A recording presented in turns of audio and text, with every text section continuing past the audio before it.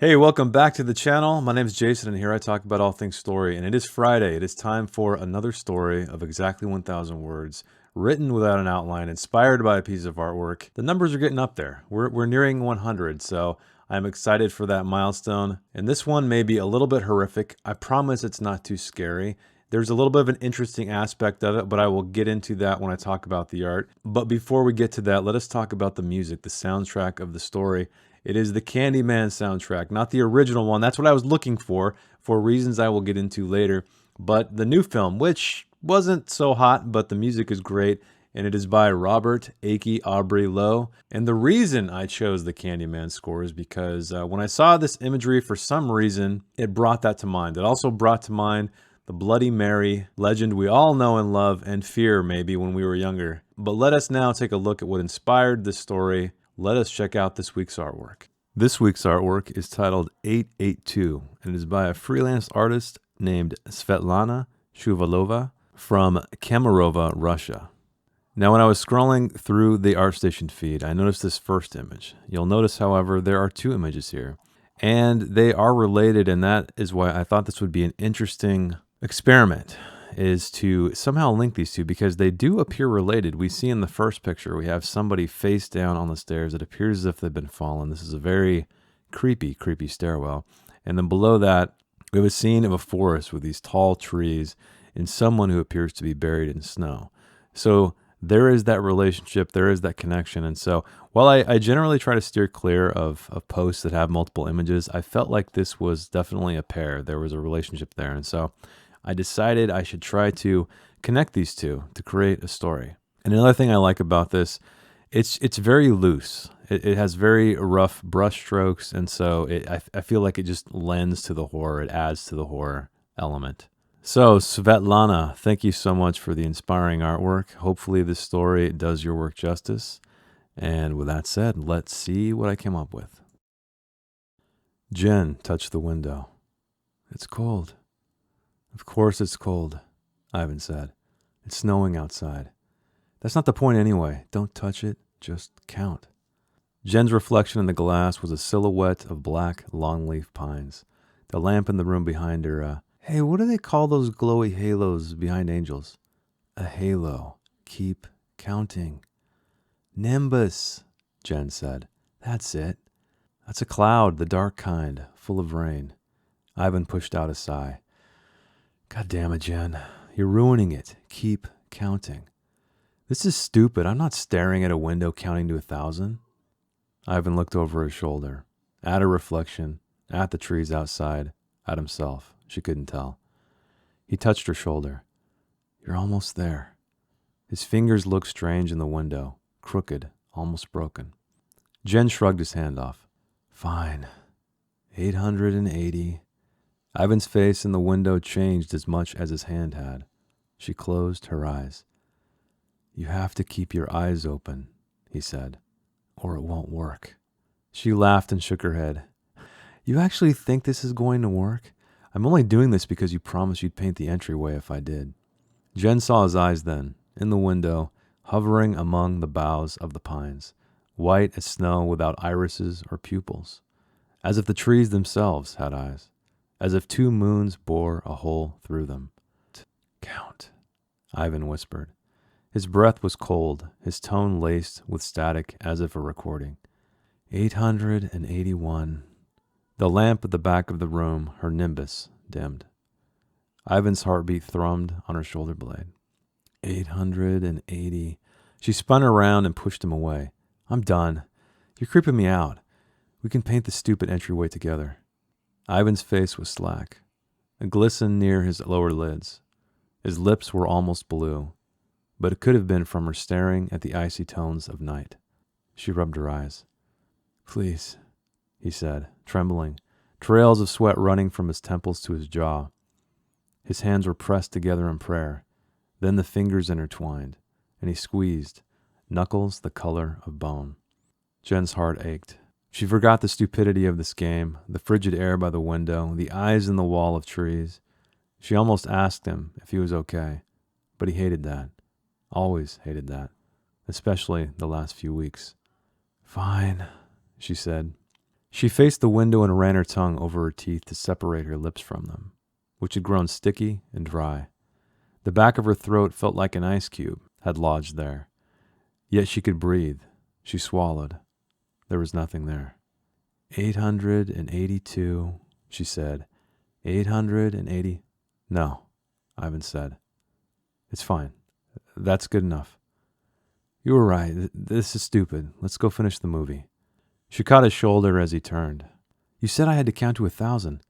Hey, listen to me. Are you okay? Fuck. Ivan narrowed, withered, and she reached out to touch him, to say she was sorry, to say she knew he hated it, knew what he was going through, knew that she wouldn't understand and she should just stop asking. Yeah, he said. Yeah. He did look okay. Filled out, taller even. Was that a smile? Jen wanted to hug him, leap into his arms, buckshot his face with kisses despite the gross beard he'd grown since all of this started. Jenny, he said, I love you. That static sound again. What? His eyes were white, like she had seen in the reflection. She desperately searched the reaches of his eyelids for a sign of iris, a twitch, a strain that he was forcing his eyes back into his head. Then he burst out laughing, folding over, hyperventilating, then falling to the floor in a fetal position where he rotated slowly on his side, a spiral. She kicked him, but he continued his strange ritual. Closer now, she saw he was crying, not laughing, as a ring of tears formed around his body, glinting in the lamplight that was so bright. He looked up at her, still sobbing, his neck not quite right, his eyes not quite right, as he focused on the space behind her, beyond her. A gust of wind hit her back. The window was open, the stand of trees appearing closer, miniaturized, coming into the room in tangled strands, spiraled strands. Jen was yanked off her feet, Ivan pulling her across the room through the entryway where sealed paint buckets were kicked over. She burst out the front door onto the stairwell landing, but Ivan kept going, thrown down the stairs face first, his head bursting on the 8th step, his fingers mangled, the bottom of his feet as black as the trees. Through the front door she saw their home, near and far at the same time, the window closed and dark and cold. She could feel it from here. Then she saw it. She fell against the banister, catching herself, and bolted down the stairs, zigzagging down the 5 floors until she reached the bottom. Back against the wall, she paused to rest. The angularity of the stairwell had changed, rounded into a... Jen pounded on the exit door, the knob somehow missing, then searched the frame with fingernails, 3 snapping off, flinging threads of blood across a white blur of a face who had opened the door, and she ran out into the night, out into the cold. An owl screeched as the building's floodlight ignited, and a scream sounded behind her, muffled by wood and brick. She ran toward her long shadow, which grew longer with every stride, taller, blacker. Ankle deep in the snow, then on her knees, she faced the trees, connected to her shadow, then on her stomach, where she felt a heartbeat against her back. It was warm, then cold.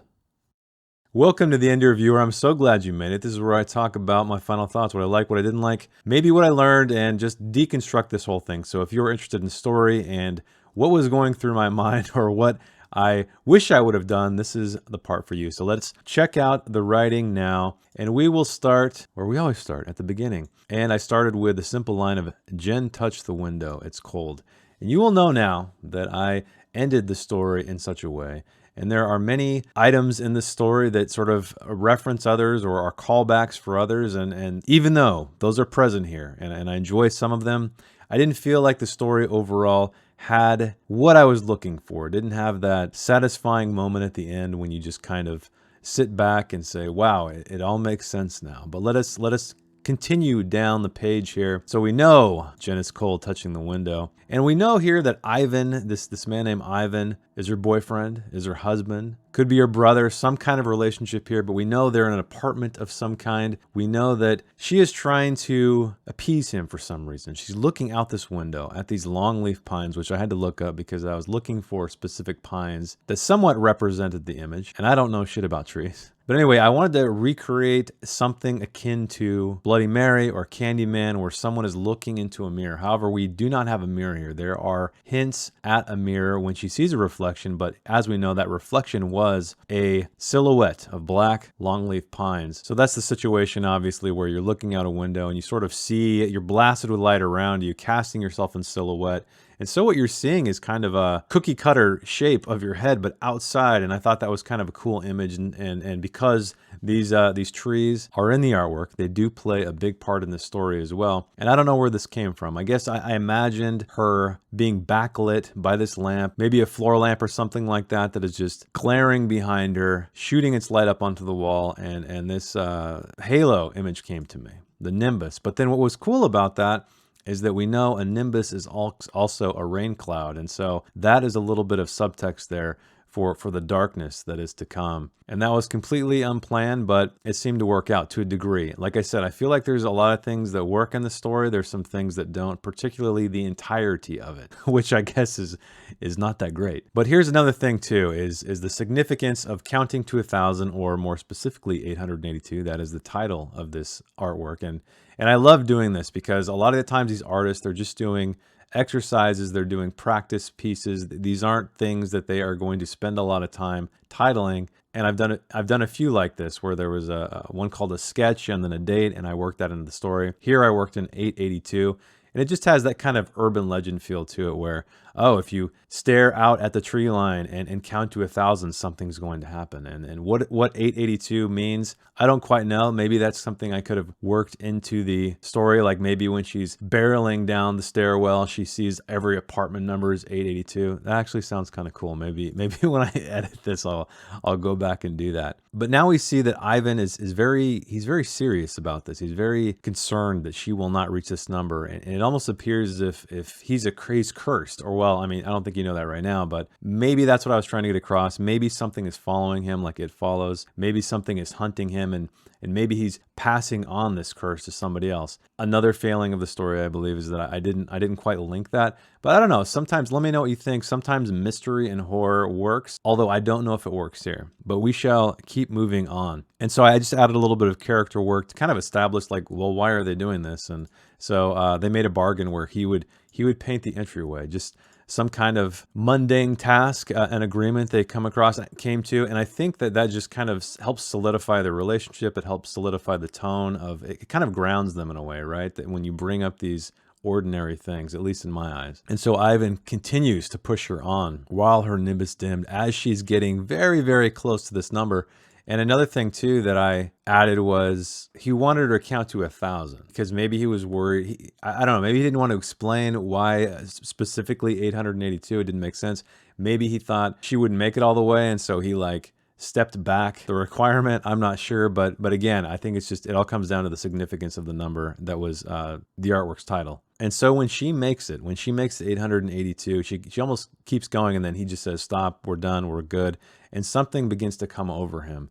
He begins to exhibit some kind of change, and he's sweating, he falls to the ground. And here's something I added here, and this was a little bit of an internal kind of thing where he's been going through this for some time. This is where we establish that fact, and you can see that she's probably been harping on him, trying to take care of him, try to make sure that he's okay, but he hated it. And that plays into the story a little bit farther down. And in this paragraph, I'm trying to make you a little bit uncomfortable. I'm trying to be very, very descriptive with sort of the way she feels, but telling that through an action. So she's facing the window and ran her tongue over her teeth to separate her lips from them. I think that's just a very visual. I mean, you can almost do that, right? It almost reading that line, at least to me, makes me want to do that. So that indicates that her mouth is dry, right? The moisture has completely gone from her mouth. And then I bring the coldness back. So at the back of her throat felt like an ice cube had lodged there. She could breathe though. There's some strange sensation, but still she swallows and finds nothing there. And then right before she continues to 883, he stops, or he stops her. And then she turns back and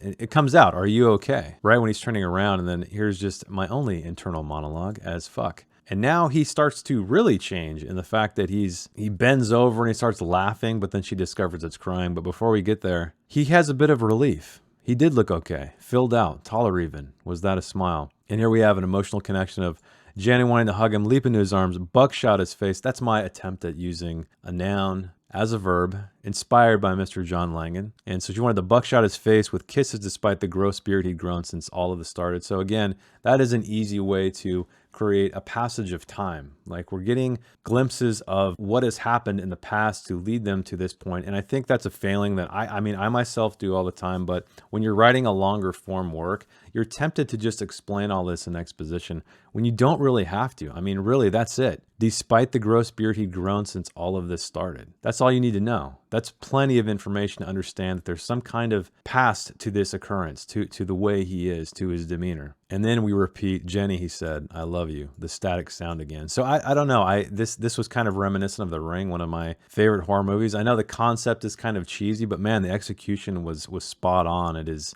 incredibly atmospheric and scary. And I watched it again recently, maybe about a year ago, and it really does hold up. And now we see his eyes, which look just like the reflection, the image she believed she saw in the window. But then she thinks he's joking, right? She looks for his eyelids for a sign of an iris, a twitch, a strain that he was forcing his eyes back into his head. And honestly, right here, when I got to this point, I thought it was going to be one of those horror trope kind of things. And maybe it still is, but you know, in a horror movie, when someone is playing a trick on somebody else and then they start laughing like, oh, I was just fucking with you. And then right after that shit goes down, that's where I was going. Maybe I should have kept it. I don't know. I wanted to kind of subvert that trope a little bit. And so I went back and changed it where he looks like he's laughing from her POV. See, remember, like, this entire story is from her point of view. And so laughing does look like crying often, depending on how hard you are crying, I guess. But he's falling onto the floor in a fetal position where he's rotating slowly on his side as a spiral. And that is an homage to my friend, not my friend, but a manga artist I admire called Junji Ito, who did Uzumaki with the spiral. So as you can see, a lot of horror influences in this story. I think we got The Ring, we got Candyman, we got Uzumaki, maybe a little bit of it follows a little bit of that vibe anyway, not specifically to the narrative. But so now she discovers he's crying, and then finally a gust of wind at her back. And then the window's open. We're starting to continue with the spiral imagery here. And that's one thing I was trying to do, is figure out, like, imagery-wise, how am I going to link all this stuff together? How is it going to make sense, even though I'm not going to explain it exactly on the page? How are these things going to all connect to each other to make this story feel whole? And I don't think I did that, unfortunately, but I think there's some connective things here and there, but not as a whole. And this is the point where Ivan yanks her off her feet. We don't really know why he's doing it, presumably to save her. He knows something she doesn't know, but why is that? What went wrong? We don't quite know. And I think that is kind of okay. I think we could insert some dialogue here if we really wanted to clarify to the reader, if we thought that was really important. But because this is from her POV, and I didn't have a lot of time, and there wasn't really a lot of time in the scene, I figured, let's just keep it a mystery. Why not? And I think in a film or in a book, normally what you would do is, you know, have them, before this thing attacks, or before whatever is going to happen, you know, he's in the corner saying, hey, it wasn't supposed to happen like this, I did it all right, you know. So it gives you a little bit of understanding as to what his plan was, but I don't think it was given here. But I don't know, maybe it is okay, we'll see. And here's another thing. Now, I've talked about this in the past, where sometimes I feel it's better to not show the monster. And that is what I did here. She turned, and I thought this was an interesting image, and this was reminiscent of a line I read in Mother of Stone, actually, in our last read-along, where somebody is talking about when you stand in an empty space, it's not like standing in an empty field. It's a very different experience, and for whatever reason, sometimes when you look into a room far away at something, it's just so much creepier, and that's what I was trying to capture here, where she's looking through the front door. She saw their home, right, which is a very key word. She didn't see her apartment. She saw their home, which has a very different connotation, I think. Near and far at the same time, almost like a telephoto lens extending. The window closed and dark and cold. All of these things, adjectives I've used previously, hopefully to call back to things. She could still feel it from here, even though the window's closed. Then she saw it. So again, I didn't explain what it was. But she is nearly taken off her feet. Oh, and I forgot to mention, we know Ivan's fate. He just fell down the stairs on the 8th step, or maybe it wasn't. Maybe she's just concocting these things in her mind because of the significance of 882. Again, I think it probably would have been better if all of the apartments numbers were 882 or something, but I don't know. That could be trying too hard. That could be that could be too cheesy. But sometimes I think that's fun about horror. Is like you want to create these things that they're not realistic in any sense, even imaginary, even if we're hypnotized by something, by some evil force. But I held back. Well, I mean, that was an idea I just came up while I was talking about this. And so the final symbol, well, not the final symbol, one of the next symbols. So she's zigzagging. She's going down this stairwell. But then, with her back against the wall, she paused to rest. The angularity of the stairwell had changed, rounded to we all know what it rounded into, a spiral staircase. So we're bringing the spiral back, but she's pounding on the exit door. The doorknob's not there, and so I imagine her just kind of like doing anything she can. She's feeling around the sides of this door, around the frame, and then breaks her nails off, and then right then it slings open. She's flailing her arms forward. These strands, again, the key word being strands of blood or threads of blood, fly out at this blurred face. And I just figured like her entire experience here is just unhinged, unsettled. She's just blazing through this thing trying to get out. And so I think not seeing the face, and I actually started this with a name. I started this with like maybe a neighbor, Mrs. So-and-so, whoever it may be. And I thought it would be cooler if it was just this blur of a face, almost a phantom in itself, almost an apparition. And I don't know why I threw owl in here. I just thought it was cool. She's going to a forest, and so I feel like this owl screeched, right? That almost signifies this building's floodlight. So if you've ever been outside and dark and then been blinded by a floodlight, I think you know what that imagery is going to feel like. And then a scream, which to me signified the demise of the person she passed in the hall.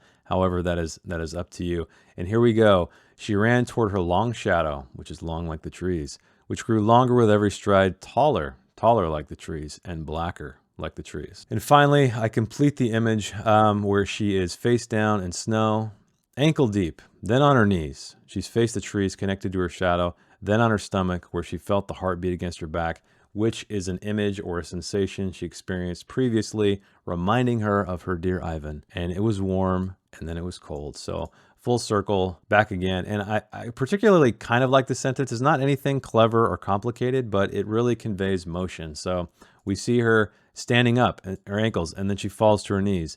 Then she's facing the trees on her knees, connected to her shadow, these trees are. And then finally she flops onto her stomach. So it's just like a 1, 2, 3, which precedes the final sensation and then completes the image. And I talk a lot about that. You know, you want your story, you want your beginning and ending to be a mirror. This is almost like a literal mirror. I don't think it has to be that. It just should call back in some way. It's almost like the hero or the protagonist looking back on what they've achieved or what they have befallen. And it gives just different context to the story. I think it's incredibly helpful, and I feel like I don't see it often enough. So hopefully that was a good enough deconstruction of the story. I think it's okay. I think there's a lot of things I would change about it. Again, I think there's a lot of things that work inside of it as far as imagery goes and things connecting to one another, the beginning and the end, and some interior stuff. I just wish I would have had a stronger realization. There's really no realization at this point, with the exception of, you know, possibly some subtext you could gain from the imagery, but nothing very specific. And I think that probably would have made it a stronger story. But let me know what you think. Did you enjoy it?